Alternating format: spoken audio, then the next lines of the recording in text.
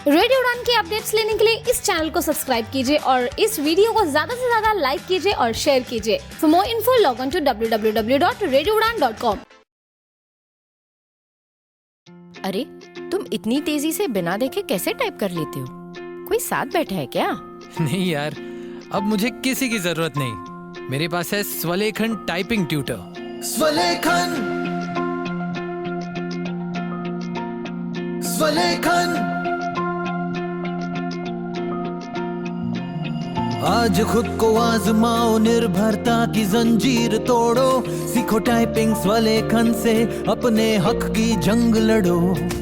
Marathi, Hindi, English सब एक app में फ्री, 78 मजेदार लेसन्स से सीखना हुआ इजी। स्वलेखन से आपके विचार अब बने पहचान, स्वलेखन से लिखो खुद और छू लो आसमान। स्वलेखन। निवांत अंधमुक्त विकासालय लेकर आए हैं स्वलेखन टाइपिंग ट्यूटर, एक अनोखा सेल्फ लर्निंग अनुभव जो रिकॉर्डेड वॉइस के साथ आपको खुद सिखाएगा टाइपिंग की कला। स्वलेखन। मोबाइल के लिए प्ले स्टोर से और विंडोज पीसी या लैपटॉप के लिए SWALEKHAN यानी कि swalekhan.org से ऐप डाउनलोड करें या फिर कॉल करें 9923772375 पर। स्वलेखन।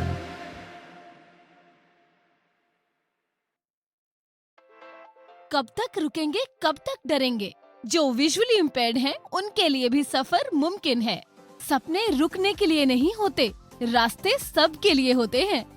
राइजिंग स्टार खिलते चेहरे के साथ बोलो, yes I can travel. Rising star खिलते चेहरे के साथ आप अकेले नहीं चलेंगे। Accessible journeys, real freedom to explore. जानकारी के लिए कॉल करें 8527044355। जी हाँ दोस्तों, नमस्कार, आदाब, सत श्री अकाल। मैं दानिश महाजन प्रोग्राम बदलता दौर में आपका स्वागत करता हूं। आज एक और बेहद खास शो और खास मेहमान। हम हमेशा बात करते हैं पॉलिटिकल रिप्रेजेंटेशन की। पर्सन्स विद डिसेबिलिटीज की रिप्रेजेंटेशन होनी चाहिए ताकि पॉलिसी मेकिंग में हमारे लिए बेहतर काम हो सके। इस काम को आगे बढ़ाने के लिए एक एजेंडा होना चाहिए और गवर्नमेंट को पुश करती रहे ऐसी ऑर्गेनाइजेशन। इसी को लेके एक अरसे से पॉलिटिक्स एंड डिसेबिलिटी फोरम बहुत अच्छा काम कर रही है। वो तमाम इश्यूज पर काम कर रहे हैं। हमने सेंसस पर उनके साथ शो किए और पॉलिटिकल रिप्रेजेंटेशन पर भी उनके साथ हमने कई चर्चाएं की। इस बार की जो हमारी चर्चा है, उन्होंने पहली बार पर्पल सभा state of disability in parliament नाम से एक पब्लिकेशन पब्लिश की है, जिसका दिल्ली में एक इवेंट भी करवाया गया। बहुत रिच इवेंट था। बहुत सारे पॉलिटिकल फिगर्स इस इवेंट का हिस्सा बनी। 100 पेजों की ये रिपोर्ट लॉन्च की गई है। पर्पल सभा, क्या हाइलाइट्स हैं, इसका बैकग्राउंड क्या था, क्या ये हर साल होगा, इससे निकल के क्या आएगा और क्या निकल के आया है, इन तमाम सवालों पर हम बात करेंगे। बात करने के लिए हमारे साथ पॉलिटिक्स एंड डिसेबिलिटी फोरम के को फाउंडर और एडवोकेट शशांक साहब हैं। शशांक जी, बहुत बहुत स्वागत आपका रेडियो उड़ान पे। Thank you Danish ji, thank you again for having me इस शो पे। और उम्मीद करते हैं कि ऑडियंस के लिए कुछ नया निकल के आएगा इस एपिसोड में। बिल्कुल, हमेशा। और बहुत फैन फॉलोइंग आपकी बढ़ रही है। आपका काम बहुत पसंद आ रहा है लोगों को, क्योंकि बहुत कम ऑर्गेनाइजेशंस है जो इतना डिटेल्ड और थोड़ा हटके काम कर रहे हैं। तो कॉन्ग्रेचुलेशन, और आपको कॉन्ग्रेचुलेशन एक सक्सेसफुल इवेंट के लिए भी। Thank you so much. हाँ, हमारी कोशिश है कि थोड़ा अलग व्यू पॉइंट और डेटा रखा जाए, उसी में रिसर्च और काम चल रहा है। बट थैंक यू, अगर आपको ऑडियंस को पसंद है और एंगेज कर रहे हैं वो इन्फॉर्मेशन से। तो शशांक जी, सबसे पहले तो हमें थोड़ा बताएं कि ये आपके जहन में कब आया कि पर्पल सभा पे हमें ये रिपोर्ट लॉन्च करनी चाहिए? जी, तो जैसे आपको पता है, कुछ लोगों को पता भी होगा कि पॉलिटिक्स एंड डिसेबिलिटी फोरम जब मैंने स्टार्ट किया था, वैसे एक तरीके से पर्सनल प्रोजेक्ट या साइड प्रोजेक्ट जिसे बोलते हैं, वैसे ही स्टार्ट किया था जब मैं खुद मेंबर ऑफ पार्लियामेंट के साथ काम कर रहा था। तो आइडिया ये था कि डिसेबिलिटी रिलेटेड इंफॉर्मेशन और data parliament as an institution में बहुत कम डिस्कशन होता है। तो जैसे स्टेट की जो डेफिनेशन है उसमें मोस्टली 3 ऑर्गन है, एग्जीक्यूटिव, लेजिस्लेचर और जुडिशरी। डिसेबिलिटी सेक्टर बहुत इफेक्टिव है जुडिशरी से एंगेज करने में थ्रू PIL या कोर्ट केसेस एक्सेट्रा। एग्जीक्यूटिव से भी इंगेज करने में बहुत इफेक्टिव है through petition, letter, representation, demonstration etcetera. But legislature जो आम है स्टेट का, उससे एंगेजमेंट का स्कोप और एक तरीके से प्लेटफॉर्म नहीं है। उसका कई सारे रीजन हैं, जितने रीजन मेरे को समझ में आए उसका एक रीजन था कि लेजिस्लेचर एज अ इंस्टीट्यूशन बहुत कॉम्प्लेक्स लगता है, कि उसमें उसके जो प्रोसीजर हैं वो बहुत कॉम्प्लेक्स हैं, उसमें जो डेटा है वो बहुत कॉम्प्लेक्स है। और सेकंड जो रीजन समझ में आया था कि लोगों को पता नहीं कि इंगेजमेंट करना कैसे है। तो हम एक डैशबोर्ड चलाते थे जिसका नाम था डिसेबिलिटी पार्लियामेंट्री डैशबोर्ड, जहाँ पे हम एक जितने क्वेश्चंस डिसेबिलिटी रिलेटेड पूछे जाते थे उसको हम अपलोड करते थे एक्सेल पे, जो फ्री टू यूज था पूरे सेक्टर में, और उसका लिंक देते थे। तो एक तरीके से ऑफिशियल डॉक्यूमेंटेशन और कंपाइलेशन अक्रॉस सेशन, हर सेशन वाइज हम करते थे, और वो एक कंटिन्यूअस प्लेटफॉर्म डेटा का बन गया। लेकिन हमने देखा कि बहुत लोग उसको यूज नहीं कर रहे थे, क्योंकि कॉम्प्लेक्स और वॉल्यूम ऑफ इंफॉर्मेशन बहुत ज़्यादा थी, और लोगों को पता नहीं था कि उसमें फिल्टर कैसे करना है और एक्चुअल इन्फॉर्मेशन निकालनी कहाँ से है। तो अनलेस एंड अनटिल कोई डीप रिसर्च कर रहा हो जहाँ पे उसको पता हो कि ये प्लेटफॉर्म एग्जिस्ट करता है और इसमें डेटा होगा, बहुत लोग एंगेज नहीं कर रहे थे। फिर वहाँ से आइडिया आया कि हमें एक ऐसा पब्लिकेशन स्टार्ट करना चाहिए जो उसी प्लेटफॉर्म से डिराइव, उसी प्लेटफॉर्म के डेटा से डिराइव होगा, जो पब्लिक, मास पब्लिक के लिए एक्सेसिबल हो, और जिसे बोलते हैं कंज्यूमेबल हो, कि वो समझ पाए। वहां से आइडिया आया कि जिसे हमने नाम दिया पर्पल सभा state of disability in parliament annual report. तो इसमें पर्पल सभा, पर्पल जैसे कलर एसोसिएटेड है डिसेबिलिटी सेक्टर के लिए, और सभा वर्ड हमने लोकसभा, विधानसभा और राज्यसभा सब वहां से बोरो किया। एक तरीके से हम सारे हाउसेस को देखेंगे। अभी हमने यूनियन से स्टार्ट किया, लेकिन हम बाद में स्टेट पे भी जाएंगे। तो वहां से सभा स्टार्ट हुआ, और ये एनुअल रिपोर्ट होगी जहाँ पे हम एक चैप्टर वाइज प्रेजेंटेशन करेंगे रिपोर्ट में, कि डिसेबिलिटी जो इशू है वो पिछले पिछले साल में कैसा दिखता है। तो इस रिपोर्ट में जो हमने लॉन्च की वो 2025 के जो 3 सेशन थे, बजट, मॉनसून और विंटर सेशन, उसके सारे क्वेश्चन और आंसर हमने एनालाइज किए अक्रॉस मिनिस्ट्री, सिर्फ मिनिस्ट्री ऑफ सोशल जस्टिस नहीं, उस पर हम आएंगे बाद में कि क्या एनालाइज हुआ। सारे क्वेश्चन हमने एनालाइज किए, 170 लगभग क्वेश्चन आए जो डायरेक्टली डिसेबिलिटी से रिलेटेड थे, और उनका फिर हमने चैप्टर वाइज एक प्रेजेंटेशन दिया है जो पूरी रिपोर्ट है, जहाँ पे लोग देख सकते हैं कि कौन से एमपी पूछ रहा है, कौन सी मिनिस्ट्री सबसे ज्यादा आंसर कर रही है, कौन से इश्यूज सबसे ज्यादा उठ रहे हैं। तो ये आइडिया था बिहाइंड पर्पल सभा। बिल्कुल। तो इसमें आपको बहुत टाइम लगा होगा इस रिपोर्ट को बनाने में, बहुत एक्सटेंसिव रिसर्च लगी। तो कितना टाइम लगा, और हाइलाइट्स बताएं आपको, पर्सनल और प्रोफेशनल दोनों क्या की हाइलाइट्स लगी इस पर्पल सभा में? जी, तो टाइम तो लगा, बट एक सेंस में उस उतना टाइम नहीं लगा जितना अगर आप रिपोर्ट देखोगे तो आपको लगेगा, क्योंकि वो डेटा ऐसा था जिससे हम यूजुअली इंगेज करते थे। उस डेटा के साथ मैंने बहुत चीज़ों पे इंगेज किया है। जब भी कोई इशू, जैसे सेंसस की बात थी, जब भी मुझे कोई सेंसस का इन्फॉर्मेशन चाहिए होता था, मैं उसी डेटा पे आता था कि कुछ सेंसस का किसी ने क्वेश्चन पूछा था क्या, और अगर पूछा था तो गवर्नमेंट का रिस्पॉन्स क्या था।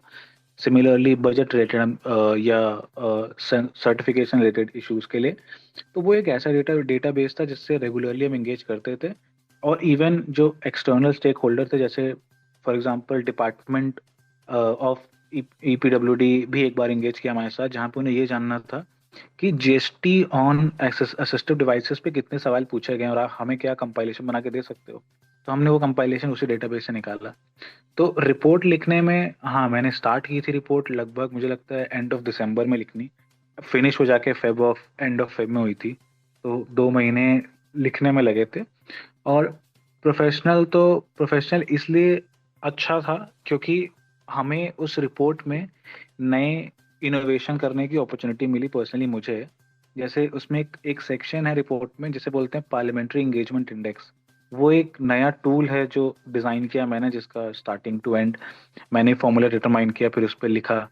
तो वो जो इंटेलेक्चुअल फुलफिलमेंट होता है प्रोफेशनली, वो बहुत मज़ा आया कि कुछ नया लिखने का मौका मिल रहा है इस सेक्टर में भी और इन जनरल भी, क्योंकि डिसेबिलिटी सेक्टर में ऐसा कुछ एग्जिस्ट नहीं करता है, इधर इन इंडेक्स फॉर्म या रिपोर्ट फॉर्म। और बाकी सेक्टर में भी आप देखो तो ऐसा कॉम्प्रिहेंसिव डेटा एनालिसिस एग्जिस्ट नहीं करता, जेंडर, इन्वायरमेंट या कोई भी सेक्टर आप उठा लो। तो बाकी सेक्टर के लिए भी ये एक तरीके से एक टेम्पलेट है जो अडॉप्ट किया जा सकता है। तो वो प्रोफेशनल है, और इसको हम बाकी ऑर्गेनाइजेशन और बाकी लोगों से बात कर रहे हैं कि कैसे हम रेप्लिकेट कर सकते हैं बाकी डोमेन में।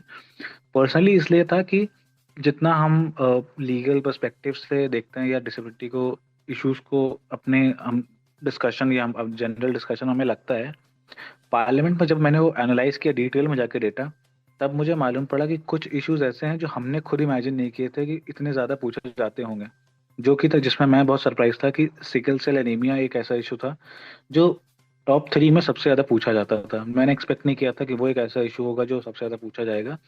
सिमिलरली मुझे ये पता था कि मिनिस्टर ऑफ सोशल जस्टिस सबसे ज़्यादा क्वेश्चन डिसेबिलिटी पर आंसर करती होगी, बट कितनी और मिनिस्ट्रीज आंसर करती होंगी ये एक तरीके से एक्सपेक्टेड नहीं था जितनी निकल के आई हैं। तो ये देखा कि जो इंगेजमेंट है, और एक और पॉइंट था कि जो लॉ मेकर यूजुअली जो मीडिया में सबसे ज़्यादा पॉपुलर होते हैं, उनके बियॉन्ड जो लॉ मेकर हैं जो मेन स्ट्रीम मीडिया में नहीं जानते लोग, एक्चुअली वो सबसे ज़्यादा प्रोएक्टिव हैं डिसेबिलिटी इश्यूज को उठाने में। तो ये सब पर्सनल लर्निंग था जो काफ़ी मज़ा आया देखने में कि एक्चुअली जो परसेप्शन और एक तरीके से आइडिया है हमारा कि ये लोग इशू उठाते होंगे या ये इशू उठाते होंगे, रिपोर्ट में वो एग्जैक्टली ऑपोजिट है। अच्छा, जब आपकी ये रिपोर्ट आई तो मुझे 3-4 स्पेसिफिक कॉल्स आए।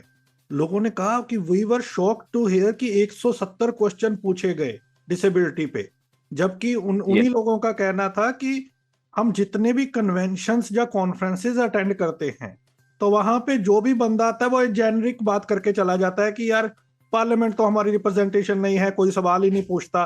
तो ये हमारे लिए बहुत सरप्राइजिंग था इस रिपोर्ट में कि इतने क्वेश्चन पूछे जाते हैं डिसेबिलिटी पे। अब आते हैं आपकी रिपोर्ट पे, हमें की हाइलाइट्स बताएं। करेक्ट। तो पहला जो आपने पॉइंट बोला वो सरप्राइजिंग था, मतलब मैं एक्सपेक्ट कर रहा था कि ठीक ठाक क्वेश्चन होंगे, लेकिन 170 तो मैं भी एक्सपेक्ट नहीं कर रहा था, क्योंकि अगर आप 170 लो तो आप मतलब 55 क्वेश्चन पर सेशन, 50-55, तो उस हिसाब से एवरेज एक सेशन चलता है 30 से 45 दिन के बीच में। तो आप इमेजिन कर सकते हो कि हर दिन 2 क्वेश्चन, उस हिसाब से देखो। तो अब अगर ये कोई बोल रहा है कि रिप्रेजेंटेशन नहीं है, मोस्टली ये डायलॉग इसलिए होता है क्योंकि किसी ने इतना वो डेटा निकाला नहीं है। अब क्योंकि हमने डेटा प्रेजेंट किया और ये भी प्रेजेंट किया कि किसने पूछा है, कौन सी पॉलिटिकल पार्टी किस स्टेट ने पूछा है, अब आपके पास पूरा प्लेटफॉर्म है, आप उससे एंगेज कर सकते हो, उस एमपी से एंगेज कर सकते हो और उस मिनिस्ट्री से भी एंगेज कर सकते हो। तो वो एक पर्पस था। जो फाइंडिंग है रिपोर्ट में, तो रिपोर्ट का मैं स्ट्रक्चर बताता हूँ आपको। रिपोर्ट मोस्टली 4 पार्ट में डिवाइडेड है। पहला पार्ट रिपोर्ट का है जहाँ पे हमने एक तरीके से थीमेटिक एनालिसिस किया है। तो 170 क्वेश्चन जो आप देख रहे हो, हर क्वेश्चन का एक मतलब हर क्वेश्चन के आंसर को पढ़ा गया है, और फिर हमने 10 थीम निकाले हैं पूरी रिपोर्ट में। उन थीम की लिस्ट है, जैसे सबसे ज़्यादा जो प्रोएक्टिव थीम है वो रिहैबिलिटेशन एंड सोशल सेक्टर है, तो उसके बाद हेल्थ एंड मेंटल हेल्थ है, उसके बाद सर्टिफिकेशन एंड रिहैबिलिटेशन है। तो ऐसे करके 10 थीम की लिस्ट है, और हमने हर एक क्वेश्चन एंट्री को एक थीम के अगेंस्ट टैग किया है कि फॉर एग्जांपल अगर ये थीम, जैसे ये क्वेश्चन यूडीआईडी पे है, तो इसका जो थीम अप्रोप्रिएट थीम होगा वो सर्टिफिकेशन होगा। सिमिलरली हमने सारी 170 एंट्रीज को टैग किया है, उसके बाद उनका एनालिसिस किया, फिर हमने लिस्ट निकाली कि सबसे ज़्यादा, जो आप बोल सकते हो कि सबसे ज़्यादा इश्यूज, ब्रॉड इश्यूज पे कौन सा क्वेश्चन पूछे जा रहे हैं। और उसमें 27% जो मुद्दे थे टोटल, वो लगभग इसी पे थे, रिहैबिलिटेशन और सोशल सेक्टर पे, जिसपे इश्यूज जैसे एक्सेसिबल इंडिया कैंपेन, सिप्डा, सुगम्य भारत, ये सब इश्यूज आते हैं। सेकंड जो थीम निकल के आया वो था हेल्थ एंड मेंटल हेल्थ, जहाँ पे ministry of health and family welfare का बहुत ज़्यादा इन्वॉल्वमेंट है, क्योंकि मेंटल हेल्थ जो प्रोग्राम है वो मिनिस्ट्री ऑफ हेल्थ के अंदर आता है। तो आप वो चीज़ देखोगे कि एक्चुअली मिनिस्ट्री ऑफ हेल्थ कितनी प्रोएक्टिव है on disability through mental health और अदर इश्यूज। और जो थर्ड इशू आया, मैं आपको बस टॉप 3 बता रहा हूँ, जो थर्ड इशू आया वो था इंसिडेंटली ब्लड डिसऑर्डर्स, जिसमें सिकल सेल, थैलेसीमिया और ये सब इशू आए, जो अगेन हेल्थ मिनिस्ट्री से रिलेटेड था, सोशल जस्टिस रिलेटेड नहीं था। तो आप देखो कि जो टॉप 3 थीम है उसमें से 2 मिनिस्टर सोशल जस्टिस से रिलेटेड थे भी नहीं। तो ये एक चीज़ निकल के आई। उसके बाद सेकंड हमारा चैप्टर था वो था मैपिंग जियोग्राफिकल ट्रेंड। तो हमने ये देखा कि जो सवाल पूछे गए वो सवाल पूछ कौन रहा है।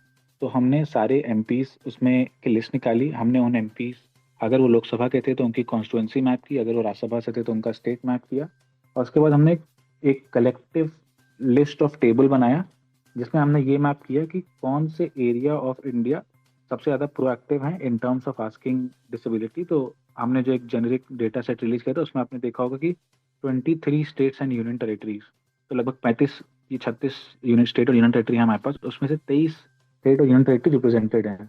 अनफॉर्चुनेटली नॉर्थ ईस्ट रिप्रेजेंटेड नहीं है, तो वहाँ के जो 7 स्टेट हैं वो रिप्रेजेंटेड नहीं है, और कुछ 1-2 यूनियन स्टेट और यूनियन टेरिटरी या स्टेट और यूनियन टेरिटरी रिप्रेजेंटेड नहीं है, बट 23 हैं। तो मतलब 75% हमारा जो total represent state wise representation है वो है।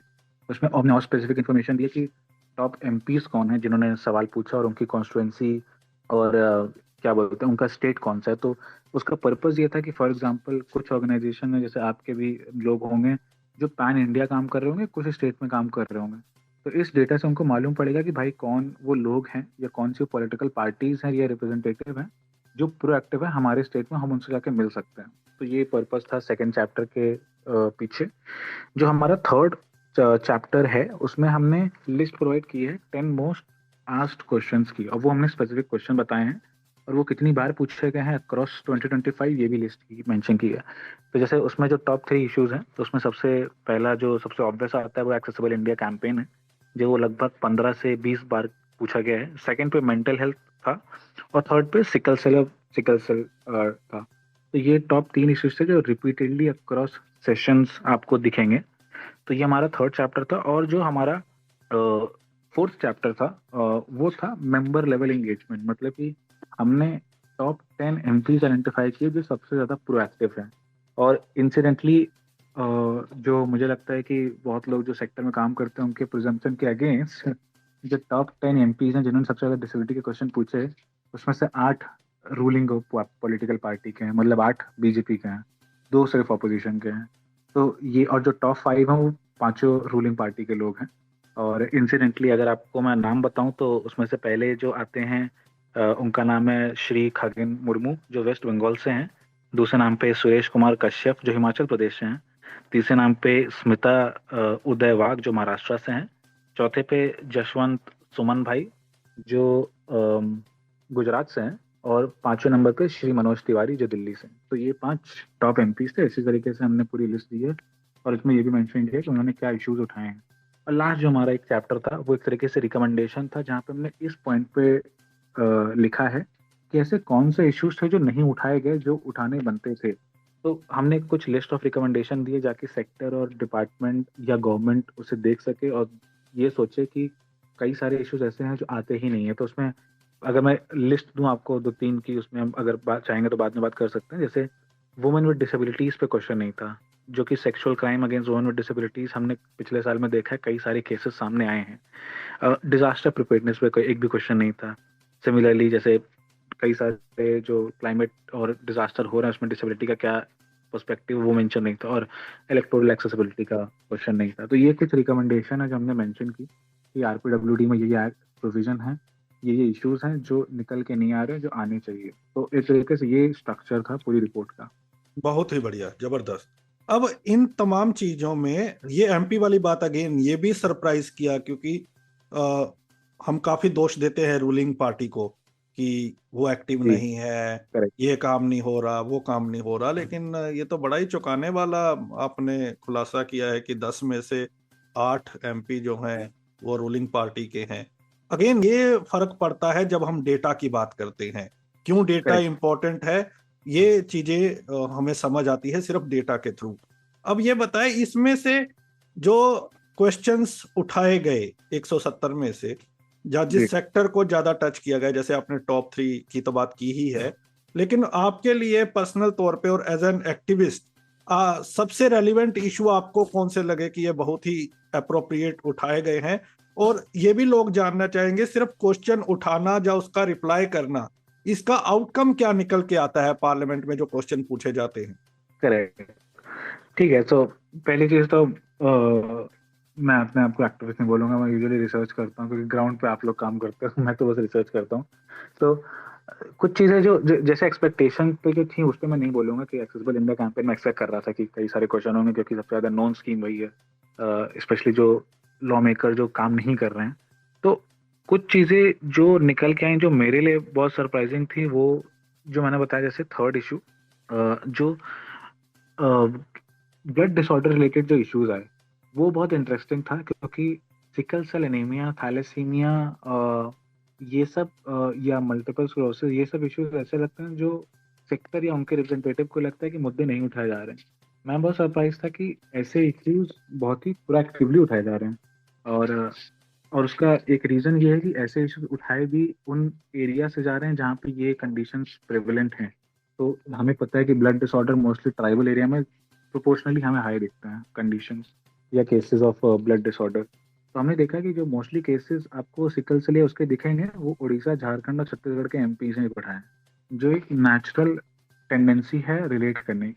और ये थोड़ा बहुत सेक्टर में पता भी है। लेकिन जो और इश्यूज हैं, so for example mental health को लेते हैं। मेंटल हेल्थ के जो केसेस उठाए गए वो सबसे ज़्यादा नॉर्थ इंडिया से उठाए गए, ना कि साउथ इंडिया से। तो बियॉन्ड जो ब्लड डिसऑर्डर है और जो बाकी डिसेबिलिटी या कंडीशंस हैं, उनको कैसे ज्योग्राफिकली हम एसोसिएट कर सकते हैं, वो एक चीज़ निकल के आई जो बड़ी इंटरेस्टिंग थी। और इस पर मैं आने वाले महीनों में और थोड़ा डिटेल में जाऊँगा, क्योंकि ये हम एक ओवरऑल पिक्चर प्रेजेंट कर रहे थे, लेकिन जो ज्योग्राफिकल रिप्रेजेंटेशन ऑफ डिसेबिलिटीज निकल के आया beyond blood disability and sickle cell etcetera, वो बड़ा इंटरेस्टिंग था। क्योंकि उससे आप फिगर आउट कर सकते हो कि कौन सा एरिया कौन से मुद्दे उठा रहे हैं, और अगर वो मुद्दे उठा रहे हैं तो क्या वहाँ पर कुछ ऐसा एग्जिस्ट करता है जो मेन स्ट्रीम में हमें नहीं पता। तो वो एक ऐसी चीज है जो मेरे को लगा कि इंटरेस्टिंग था। इलेक्टोरल पार्टिसिपेशन पे इशू नहीं आया, जो अनफॉर्चुनेट था, जहाँ पे किसी भी फॉर्म में बात नहीं हुई इलेक्टोरल पार्टिसिपेशन पे, इधर इन इलेक्शन या एक्सेसिबिलिटी ऑफ पोलिंग बूथ या वोटिंग फैसिलिटी एक्सेट्रा। वो एक कंपोनेंट था जो सबसे ज्यादा मिसिंग था, एक तरीके से आप कह सकते। और एक चीज जो और बड़ी इंटरेस्टिंग थी, अगर आप देखोगे तो हर सेशन का बजट सेशन जो अभी हम जिसके बीच में है, और यूजुअली जो फेब और मार्च में होता है, फेब मार्च और अप्रैल में, उसके बाद मानसून जो जुलाई अगस्त में होता है, विंटर सेशन दिसंबर में होता है। हर एक सेशन का एक इनहेरेंट ट्रेट है। उसका मतलब ये है कि आपको उन सेशंस में कुछ ऐसे सवाल दिखेंगे जो बाकी सेशंस में नहीं दिखेंगे। तो फॉर एग्जांपल बजट सेशन में है, आपको स्कीम रिलेटेड सवाल बहुत दिखेंगे, क्योंककि बहुत सारे एमपी पूछना चाहते हैं कि किस स्कीम में कौन सा मनी एलोकेट हुआ। ठीक है, उसके बाद दूसरा जो मॉनसून सेशन है, उसके अराउंड आपको मेंटल हेल्थ वगैरह के सवाल बहुत दिखेंगे। उसका रीजन क्या है मुझे नहीं पता, बट वो देखा मैंने कि मेंटल हेल्थ रिलेटेड इश्यूज काफी निकल के आए अराउंड मॉनसून सेशन जो लगभग जुलाई अगस्त में होता है।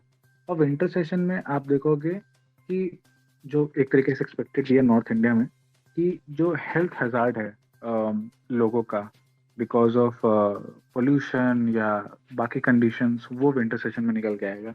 तो क्योंकि नॉर्थ इंडिया में सबसे ज़्यादा पोल्यूशन विंटर सेशन में होता है, तो कुछ इश्यूज। और विंटर सेशन में एक और एक एक्सीलरेट था लीगल राइट्स करके।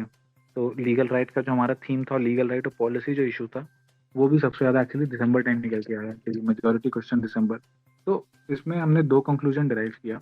एक कंक्लूजन की एमपीज कुछ सवाल ऐसे फाइल कर रहे हैं जो उनको न्यूज़, मेन स्ट्रीम न्यूज़ में दिख जाते हैं, जो सामने दिख जाते हैं सोशल मीडिया न्यूज़ में। दूसरी चीज़ कि कुछ स्टेक होल्डर्स हैं जो एंगेज करते हैं लॉ मेकर्स से उस टाइम ऑफ द ईयर जब वो क्वेश्चन फाइल होते हैं। जैसे लीगल राइट्स का हमें पता है, कुछ स्टेक होल्डर हैं जो रिक्वेस्ट या रिप्रेजेंटेशन भेजते हैं एमपीज को अराउंड नवंबर या उस टाइम, और हमने देखा है कि विंटर सेशन में सबसे ज़्यादा क्वेश्चन आपको दिखेंगे उस टाइम। तो ये दो कंक्लूजन निकल के आए कि हाउ इफेक्टिव ये कोलैबोरेशन और रिप्रेजेंटेशन है स्टेक होल्डर्स का before MPs, and main stream media क्या कवर कर रहा है ऑन डिसेबिलिटी। ये बहुत ज़्यादा डिक्टेट करते हैं कि क्या सवाल पूछे जा रहे हैं और उसका इम्पैक्ट क्या हुआ। तो आपने ये पूछा क्वेश्चन एज अ टूल, तो पार्लियामेंट में बता दूं कि हम ये रिपोर्ट लिमिटेड है कि हमने सिर्फ क्वेश्चन और आंसर देखा है। पार्लियामेंट में और भी कई सारे इंस्ट्रूमेंट होते हैं जो हम अपने आने वाले पब्लिकेशन में कवर करेंगे। उसमें 0R होता है, उसमें 377 होता है, उसमें प्राइवेट मेंबर बिल होता है, बहुत सारी चीज़ें होती हैं। तो क्वेश्चन का रोल ये है कि वो एग्जीक्यूटिव अकाउंटेबिलिटी में हेल्प करता है, पहली चीज़ है। दूसरी चीज़ कि गवर्नमेंट को, मतलब इसका मतलब ये है कि गवर्नमेंट को आंसर करना पड़ेगा, वो एक्सक्यूज नहीं बना सकते कि आंसर नहीं करेंगे। दूसरी चीज़, क्वेश्चन के थ्रू कई सारे ऐसे डेटा सेट निकल के आते हैं जो वैसे पब्लिक डोमेन में अवेलेबल नहीं है। तो वो एक चीज़ है जो बहुत हेल्पफुल है लोगों के लिए कि भाई ये गवर्नमेंट ने बताया कि हमने इतना पैसा खर्च किया, हमने इस जगह पे ये स्कीम लॉन्च की, हमने ये स्कीम इस वजह से बंद की। तो आपको डेटा, रीजंस और स्टेटस तीनों चीज़ मालूम पड़ती है क्वेश्चंस के थ्रू। और तीसरी चीज़ ये होती है कि वो इश्यूज मेन स्ट्रीम कवरेज में आते हैं। कि तो आप देखोगे जो पार्लियामेंट अगर फॉलो करते हैं उनको, लोग को पता होगा, जब भी कोई सवाल बार बार आता है ना, तो जो हाउस के स्पीकर हैं या राज्यसभा में जो चेयरमैन हैं, वो बोलते हैं कि ये इश्यूज बार बार आ रहे हैं, क्यों ना इस पर एक छोटा सा डिबेट करा लिया जाए। तो इसका इम्पैक्ट ये होता है कि अगर इश्यूज अराउंड डिसेबिलिटी बार बार आ रहे हैं तो हाउस में बहुत ज़्यादा चांसेस है कि उस पर एक डिटेल्ड डिस्कशन या डिबेट होगी ऑन दैट सब्जेक्ट मैटर, जो फिर मेन स्ट्रीम कवरेज मीडिया और सबको दिखेगा। तो ये एक इम्पैक्ट होता है, टीयर्ड इम्पैक्ट होता है क्वेश्चन और आंसर को कवर करने का और पूछने का। बिल्कुल। और मुझे लगता है कि ये भी रहता है कि मिनिस्ट्रीज पर भी एक प्रेशर रहता है कि भाई उनको अपनी स्कीम्स को इम्प्लीमेंट करवाना है, क्योंकि कल को सवाल पूछे जाएंगे। उनको अपनी स्कीम्स का सक्सेस बताना है कि क्या चल रहा है, कि कभी भी कुछ भी पूछा जा सकता है। तो उसके लिए भी उनको इम्पैक्ट और इफेक्टिव तरीके से चीजों को रखना पड़ता है। करेक्ट। तो वो एक चीज है जहाँ पे बियॉन्ड सोशल जस्टिस मिनिस्ट्री, क्योंकि लोगों को लगता है कि सोशल मिनिस्ट्री के अंडर डिसेबिलिटी है, और आरपीडब्ल्यूडी के अंडर हर मिनिस्ट्री का मैंडेट है। तो यहाँ पे ये भी हेल्प होता है कि जो मिनिस्ट्री का कोलैबोरेशन है, अगर आपने कुछ ऐसा सवाल पूछा इसका डेटा दूसरे डिपार्टमेंट या दूसरे मिनिस्ट्री के पास है, तो उनको जाके पूछना पड़ेगा कि भाई ये हमारे पास सवाल आया है, इसका क्या हम जवाब दें, आपके पास कुछ इन्फॉर्मेशन है या नहीं है। दूसरी चीज़ कि कई बार कुछ एमपीज अपने स्टेट या कॉन्स्टिट्यूएंसी रिलेटेड सवाल पूछते हैं जिसका डेटा स्टेट के पास होगा, तो डिपार्टमेंट या मिनिस्ट्री स्टेट के पास जाता है कि हमारे पास ये सवाल आया, आपके पास कुछ इन्फॉर्मेशन हो तो हमें दे दीजिए, हमें बताना है पार्लियामेंट में। तो ये भी स्कोप रहता है। बिल्कुल। शशांक साहब, अब आते हैं आपके इवेंट पे। रिपोर्ट लिखना ये आपके हाथ में है, आप रिमोटली लिख सकते हैं, आपको आरटीआई डालने की फैसिलिटी है, कई लोगों से एंगेज कर सकते हैं। लेकिन जो आपने बड़ा रिच इवेंट करवाया है, उसमें एमपीज को लाना, फंड इकट्ठा करना, स्टेक होल्डर्स को इन्वॉल्व करना, और ये इशू रेलिवेंट है, क्योंकि कोई भी मिनिस्टर एमपीज वो तभी आएंगे जब उनको कुछ दम दिखेगा। तो ये कितना चैलेंजिंग पार्ट था आपके लिए, फंडिंग इकट्ठी करना, क्योंकि अभी आपकी नई ऑर्गेनाइजेशन है और मैं जानता हूं आप कैसे काम करते हैं, फंडिंग कंस्ट्रेन है आपके पास। उसके बाद चीजों को करना, सबको एक पेज पे लाना और एक कम समय में इवेंट करवाना, ये अपने आप में काफी चैलेंजेस हैं। तो किस तरह के चैलेंजेस आपको फेस करने पड़े, और जो इवेंट हुआ मार्च में, कौन कौन एमपी आए थे, और उस इवेंट से क्या निकल के आया, उसमें आपके लिए सबसे बड़ी सेटिस्फेक्शन क्या रही? जी, तो मैं पहले सेकंड पार्ट पे पहले आऊंगा, फिर मैं आपको लिमिटेशन बताऊंगा क्या थी हमारे पास। तो इवेंट बहुत अच्छा था, जैसे आपने बोला। हमारे पास हमने तो दो चीज़ें थी सेशन शेड्यूल करते टाइम। पहली चीज़ कि मैं इसको सेशन टाइम शेड्यूल करना चाहता था जब पार्लियामेंट सेशन चल रहा हो, क्योंकि बहुत लोगों ने बोला कि पार्लियामेंट सेशन टाइम क्यों कर रहे हो, एमपीज नहीं आएंगे। बट जितना मैंने पार्लियामेंटेरियंस के साथ काम किया और जितना मैंने हाउस को देखा है, सबसे ज़्यादा चांसेस एमपी के आने के तभी होते हैं जब हाउस चल रहा हो, ना कि जब ब्रेक पे हो। तो बेस्ट सेशन किसी को भी अगर इवेंट एमपी के साथ कराना हो तो आप तब कराना जब हाउस चल रहा हो, क्योंकि सबसे ज़्यादा चांसेस उनके आने के तभी होता है। पहली चीज़ थी। दूसरी चीज़ थी कि मैं मंडे को करा रहा था इवेंट। फिर भी बहुत लोगों ने बोला कि मंडे को क्यों करा रहा है, वीकेंड पे क्यों नहीं। तो वहीं पे अगेन जो बैकग्राउंड नॉलेज था मेरा, उसी पे मैं रिलाई कर रहा था कि वीकेंड आते आते mostly second half of Friday को बहुत सारे एमपीज अपनी कॉन्स्टिट्यूएंसी, अपने स्टेट निकल जाते हैं अपने लोगों से मिलने, या इलेक्शन आ रहे हैं स्टेट में तो इलेक्शन ड्यूटी पे निकल जाएंगे। तो मैं वो रिस्क नहीं लेना चाहता था कि मैं थर्सडे फ्राइडे को इवेंट नहीं कराऊंगा, मैं मंडे को ही कराऊंगा। तो वो सबसे बड़ा चैलेंज था, वो एक तरीके से मेरा जजमेंट था। और जो हमारी पार्टनर ऑर्गेनाइजेशन आई उनको मैंने कन्विंस किया कि बेस्ट टाइम यही रहेगा। और उसमें हमने देखा कि एमपीज का शेड्यूलिंग बहुत ही रैंडम रहता है, क्योंकि वो बहुत बिजी इन जनरल रहते हैं, हाउस के टाइम और बिजी रहते हैं। तो उनका शेड्यूल मैनेज करना बहुत डिफिकल्ट पार्ट था। मुझे लगता है हमने क्लोज टू 30-40 एमपी से बात की, उसमें से बहुत सारे लोग इलेक्शन में बिजी थे। तमिलनाडु, केरला, असम, बहुत सारे एमपीज इंचार्ज बनाए गए थे इन स्टेट्स में, जिन्होंने एक्सप्रेस किया कि हम आना चाहते हैं लेकिन हम दिल्ली में ही नहीं होंगे।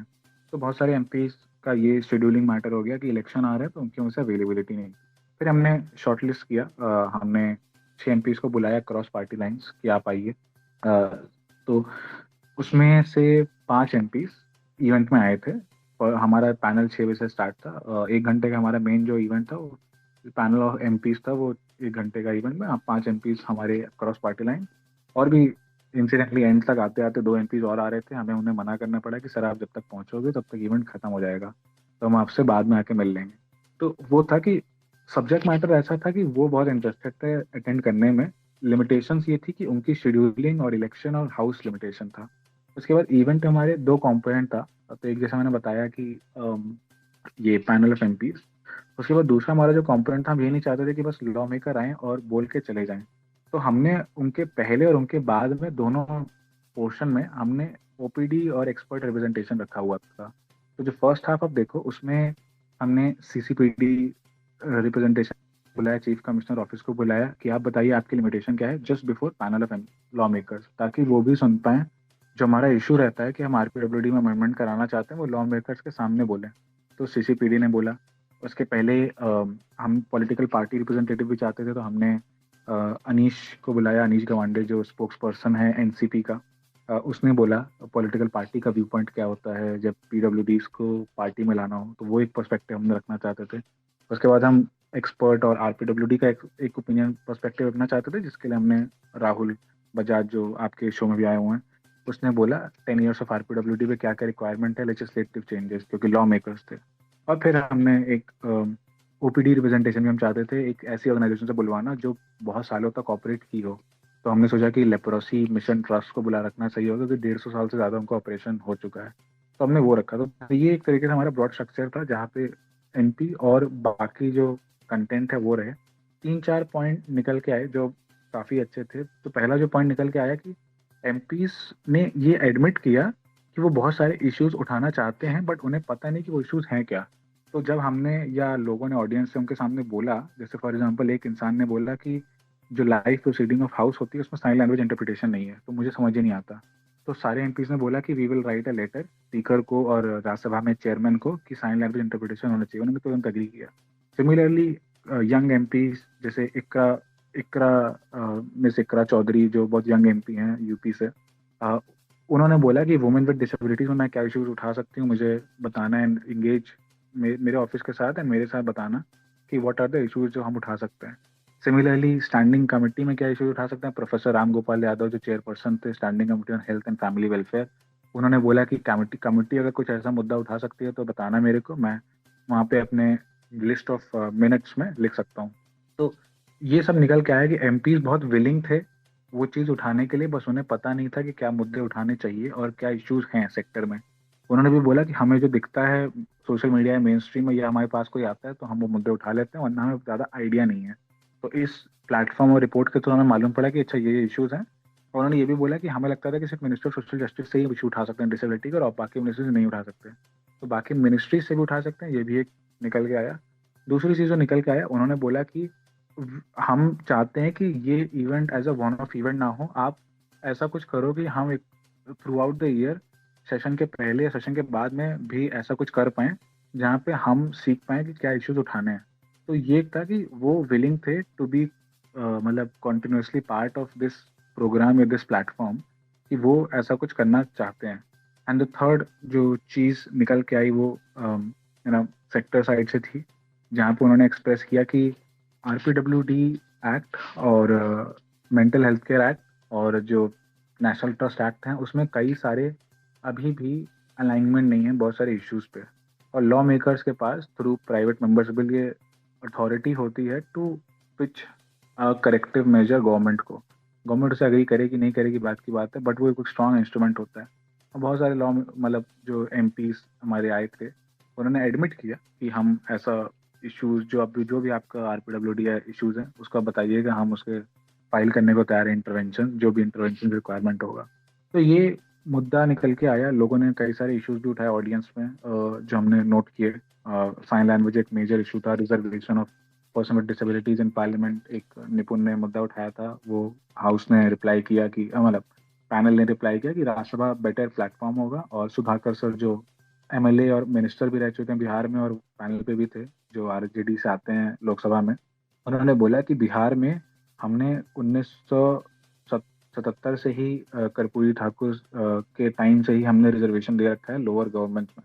तो उन्होंने बोला कि लोअर गवर्नमेंट और राज्यसभा दो ऐसे प्लेटफॉर्म है जहाँ पर रिजर्वेशन बहुत इफेक्टिव होगा। दूसरा बात जो लिमिटेशन है इवेंट में, तो पहली बात तो जो हमारे पार्टनर थे उन्होंने बड़ी हेल्प की। तो उसमें multiple square society of India जिन्होंने हमें हेल्प किया in terms of event planning और बुकिंग। उसके बाद NLIU जो एक रेप्यूटेड लॉ स्कूल है NLU भोपाल, उनका एक सेंटर चलता है सेंटर फॉर पार्लियामेंट्री स्टडीज, उनके साथ हमारा लॉन्ग टर्म एंगेजमेंट है जहाँ पे हम यूथ को ऑनबोर्ड करना चाहते हैं ऐसे इश्यूज को एक्सप्लोर करने के लिए। तो वो एकेडमिक एक तरीके से एंगेजमेंट था और उनके फैकल्टी और वाइस चांसलर भी बहुत विलिंग थे इस ऐसा कुछ प्रोजेक्ट करने के लिए, और उनके साथ हम आगे की रिपोर्ट उन्हीं के साथ रिलीज करेंगे या सबमिशन जो भी आएंगे। उसके बाद राहुल का ऑर्गेनाइजेशन मिशन एक्सेसिबिलिटी, तो थोड़ा फंडिंग क्रंच आ गया था लास्ट मोमेंट पर, तो मैंने राहुल को अप्रोच किया। एंड राहुल एंड अमर जो फाउंडर हैं मिशन एक्सेसिबिलिटी के, दो उन्होंने बड़ी विलिंगली बोला कि हाँ will be happy to support, क्योंकि ऐसा कुछ इवेंट यूजुअली होता नहीं है। सो मोस्टली मैंने कोशिश की। फंडिंग सबसे बड़ा लिमिटेशन फंडिंग था, क्योंकि बाकी चीज़ें मुझे आती हैं करनी। एमपीज को बुलाना मुझे आता है, इवेंट स्टेक होल्डर्स को रिप्रेजेंट कराना आता है। मैं चाहता था कि ये इवेंट स्टेक होल्डर का हो, ना कि फोरम का हो, बिकॉज मैं प्रेजेंटेशन देने के अलावा मेरा वहाँ पे कोई रोल नहीं था। मैंने सारा स्पेस जो था कोशिश किया कि हम जितने wider variety of stakeholder को रिप्रेजेंट कर पाए उतना पॉसिबल है, क्योंकि ये प्लेटफॉर्म मैं किसी और प्लेटफॉर्म पे बोलने को मेरे को मौका मिलेगा, लेकिन बाकी लोग लॉ मेकर्स को शायद वो प्लेटफॉर्म ना मिले स्टेक होल्डर से, डिसेबिलिटी स्टेक होल्डर से इंगेज करने के लिए। तो हमारी कोशिश वो थी कि ये प्रोग्राम पर्पल सभा एज अ ब्रांडिंग होना चाहिए, ना कि फोरम। तो लोगों को पर्पल सभा एज अ प्रोडक्ट है, उसमें कई सारे पार्टनर हैं। उसका जो डिज़ाइन और कंसेप्चुलाइजेशन था, हाँ वो मैंने या फोरम ने किया है, और वो रिप्रेजेंटेशन एक प्लेटफॉर्म ने रखा है। बट वो रियलाइज इसलिए हो पाया क्योंकि ऑर्गेनाइजेशंस लाइक MSSI या मिशन एक्सेसिबिलिटी ने फंड किया उसे। तो फंडिंग सबसे बड़ा लिमिटेशन है हमारे लिए, क्योंकि आइडियाज़ और वो सब की कमी नहीं है हमारे पास, वो आपको ही पता है। तो सबसे बड़ा लिमिटेशन ऑपरेशनल सेंस में एक्चुअली फंडिंग ही था, बाकी तो सब मैंने मैनेज कर ही लिया था, एंड एवरीथिंग इज मैनेजेबल। बिल्कुल। और हम भी मीडिया पार्टनर थे इवेंट में, तो हाँ नॉलेज लोगों तक पहुंचाने के लिए जहाँ भी हम हाइलाइट्स लोगों तक पहुंचा रहे हैं, तो we also played our role. लेकिन फंडिंग का एक रहता है बहुत बड़ा चैलेंज, लेकिन again all is well that ends well. अब हमें ये बताएं कि अभी तो आपने आइडियाज काफी बता दिए कि किस टाइम पे करवाना चाहिए, किस डे करवाना चाहिए, तो आपको नहीं लगता कि आइडिया चोरी हो सकते हैं आपके? आप पे भी ये आरोप लगता है कि आइडिया चुरा रहे हैं आप कुछ ऑर्गेनाइजेशंस के?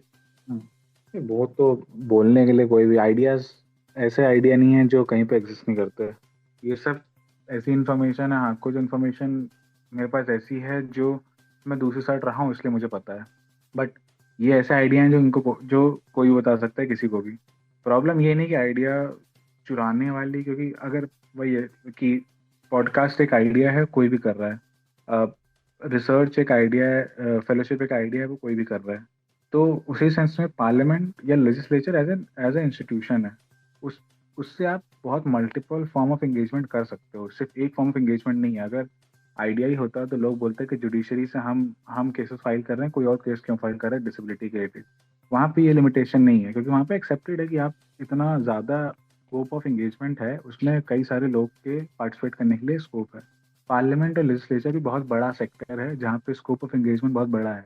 आप मल्टीपल तरीके ढूंढ सकते हो आप कैसे इंगेज करना है। हमने ये तरीका ढूंढा कि हम पर्पल सभा ऐसे रखेंगे कि हमारा एनुअल पब्लिकेशन है जहाँ पे हम ये कवर करेंगे, और कुछ और चीज़ें हैं जो हम थ्रू आउट द ईयर अभी आने वाले मंथ में लाएंगे इसी प्लेटफॉर्म के अंदर या इसी सॉर्ट ऑफ पर्पल सभा के अंदर, और क्या होगा वो आप देखोगे। तो वो है कि आइडिया MP को बुलाना ये कोई यूनिक आइडिया नहीं है, सब कोई बुलाना चाहता है MP को और उनके साथ डायलॉग करना चाहता है।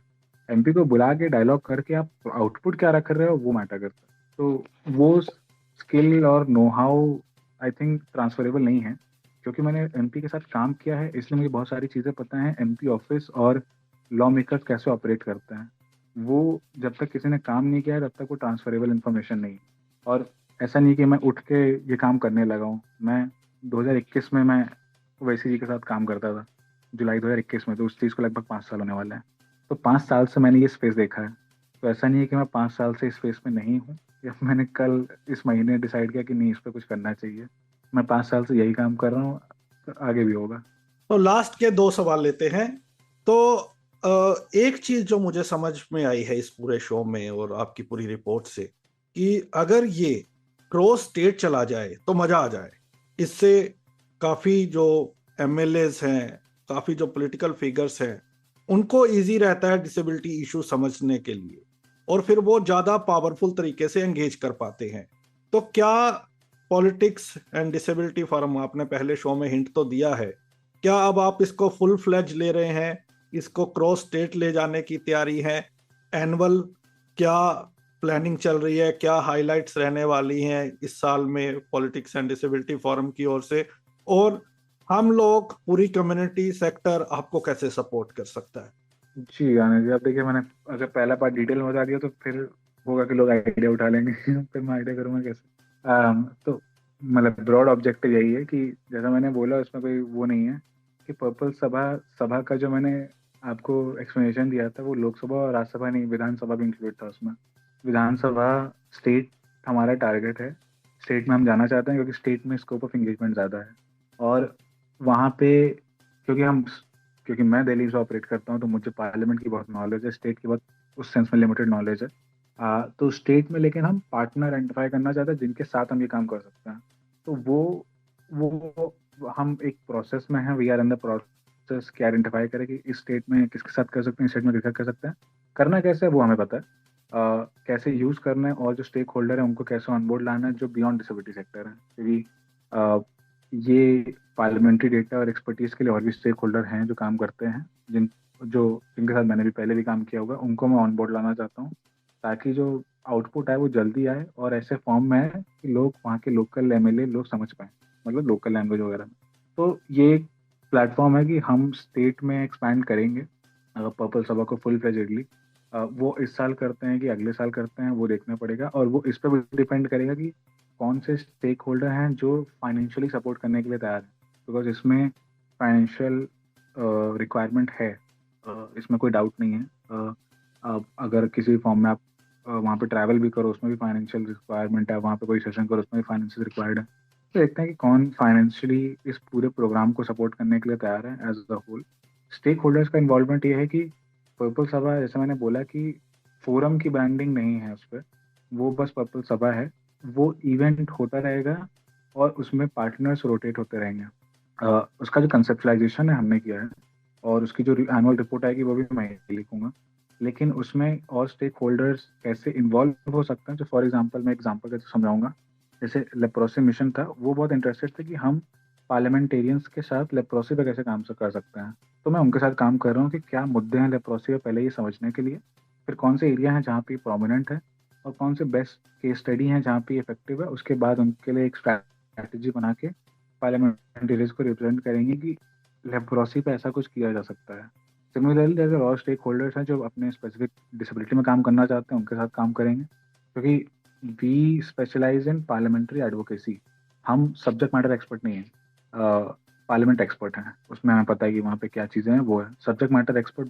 आपके जैसे लोग या ऑर्गेनाइजेशन जो सेक्टर में काम कर रही हैं वो है, उन सबको ऑन बोर्ड लाना, उनसे कलेक्ट करना, उनका रिप्रेजेंटेशन रखना और फिर एक प्लेटफॉर्म देना जहाँ पे वो डायरेक्टली बोल पाएँ।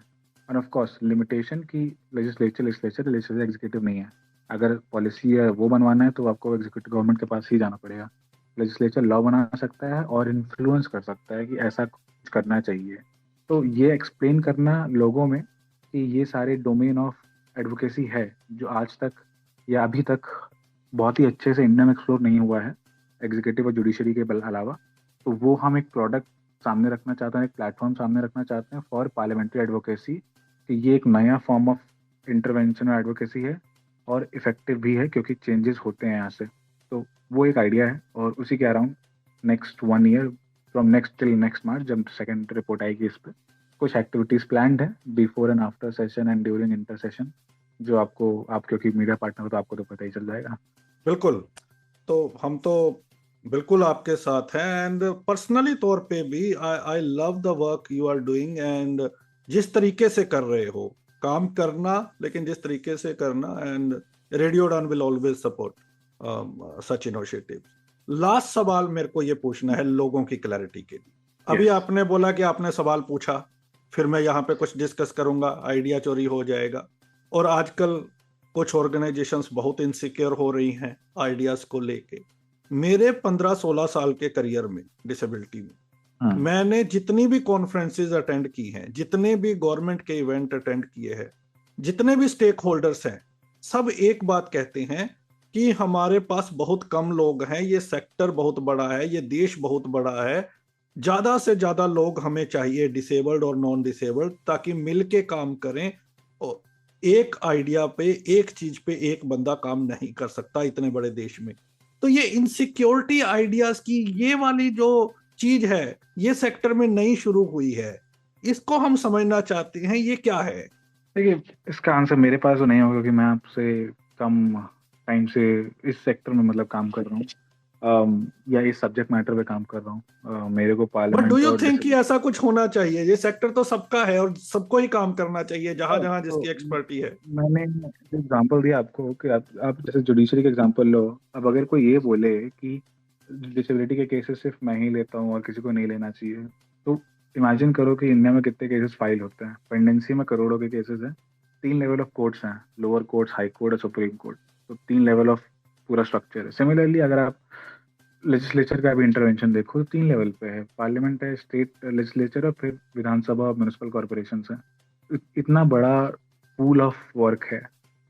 मेरे को लगता है कि प्रॉब्लम ये नहीं है कि काम वो करने या उसमें इशू है। प्रॉब्लम ये है कि काम दिखता किसका है, दिखना चाहिए। जहाँ पे वो आ जाता है, अनफॉर्चुनेटली रियलिटी है कि काम वही दिखता है जो मेन सिटीज या मेन स्ट्रीम सर्कल में होता है। दिल्ली क्योंकि कैपिटल है, तो दिल्ली में जो काम होते हैं वो मीडिया में कवर होते हैं, और फिर ये नैरेटिव होता है कि हम लीडर हैं ऑन दिस सब्जेक्ट मैटर। वो किसी भी सेक्टर में बन जाएगा। आप कोई भी उठा लो, तो अगर लोग देखेंगे कि अच्छा यही लोग काम करा रहे हैं, ये लोग सेशन करा रहे हैं, मतलब यही लोग एक्सपर्ट हैं सब्जेक्ट मैटर पे। प्रॉब्लम ये आती है कि लीडर बनना और आइडिया ओरिजिनेट करना में बहुत बड़ा डिफरेंस है। अब मेरे साथ एडवांटेज ये है कि मेरे को 10 या 15 साल का नॉलेज नहीं है सेक्टर का, तो मैं उस जो सेक्टर का नो हाउ या जो लोग हैं उसमें जो काम किए उनके कनेक्शन से बर्डन नहीं हूँ। तो उस सेंस से मेरी बहुत इंडिपेंडेंस है कि मैं जिसके साथ काम करना चाहता हूँ मैं उसके साथ काम करूंगा, जिसके साथ नहीं करना चाहता मैं उसके साथ काम नहीं करूंगा। मेरी कोई लिमिटेशन नहीं है कि मेरे पे अच्छा मेरा हिस्टोरिकल ऑब्लिगेशन है, इन्होंने मेरे को 10 साल पहले सपोर्ट किया था या ये किया था। तो उस सेंस से मेरा इंडिपेंडेंस है।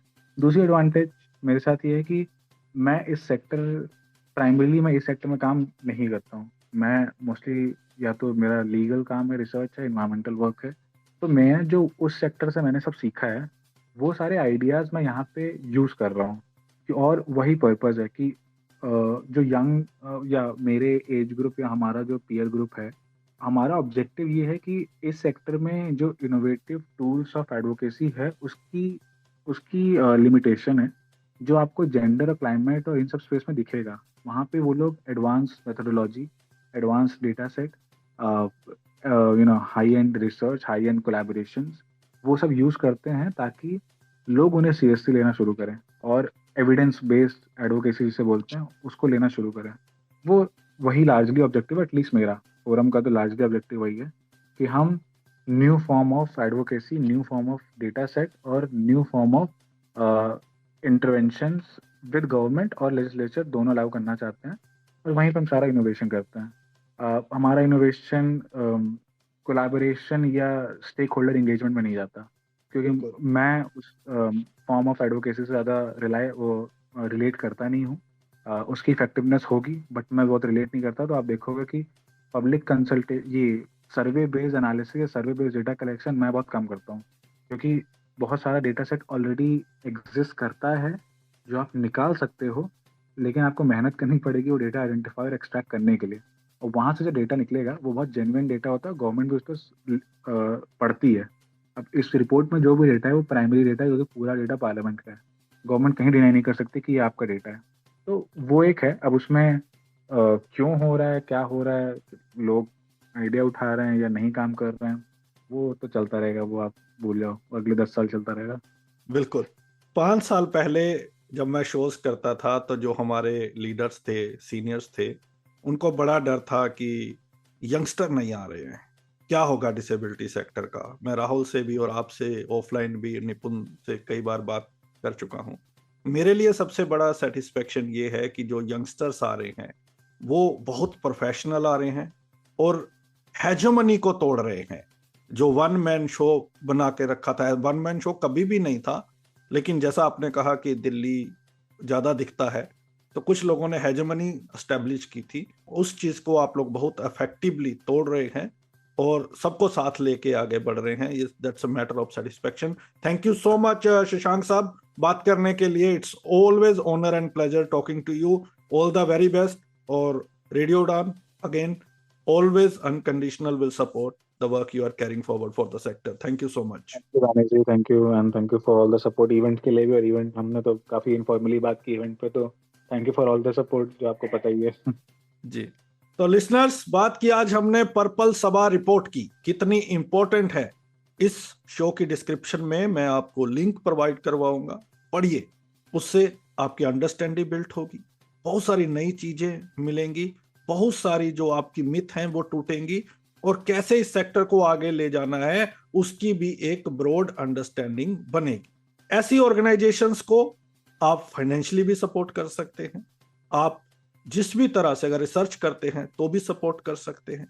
करिए, आगे आइए, लोगों तक इस शो को पहुंचाइए ताकि वो भी डिसेबिलिटी सेक्टर में कंट्रीब्यूट कर सके। अगले सप्ताह मुलाकात होगी किसी और पर्सनैलिटी के साथ, किसी और टॉपिक को करेंगे डिकोड। दीजिए इजाजत, सुनते रहिए radio Udaan flight of life. Bye bye. यार एग्जाम पास आ रहे हैं, पुराने पेपर देखे? देखे तो, लेकिन कुछ समझ नहीं आया, सब धुंधले हैं। मेरी स्क्रीन रीडर भी नहीं पढ़ पा रही। अरे तूने स्मार्ट ऑन का डॉक्यूमेंट वाला फीचर ट्राई नहीं किया? नहीं, वो क्या है? स्मार्ट ऑन एक ऐप है, बस अपना पेपर स्मार्ट ऑन के डॉक्यूमेंट फीचर में खोलो और वो सब साफ साफ पढ़कर सुनाता है। सच में? मतलब अब मैं खुद सुनकर पढ़ सकती हूँ? हाँ, ये हमारी तरह के लोगों के लिए ही बना है जो अच्छे से देख नहीं सकते। अब पढ़ाई आसान है। स्मार्ट ऑन, ये पढ़ता है, आप सीखते हैं। तो आज ही डाउनलोड करो smart on Google play store से। वैसे तो आपको हर चीज में प्रोटेक्शन चाहिए। धूप में निकलने से पहले सनस्क्रीन के साथ रेडी होते हो, क्रिकेट खेलने से पहले नी पैड्स लगा लेते हो, और सोने से पहले मच्छरदानी लगा के सोते हो। तो फिर बात जब हाथों के जर्म्स की हो, तब प्रोटेक्शन गायब क्यों? इसीलिए सैवलॉन स्वस्थ इंडिया कहता है, अगर जर्म्स और बीमारियों से रखनी हो दूरी, खाने से पहले हैंड वॉश जरूरी।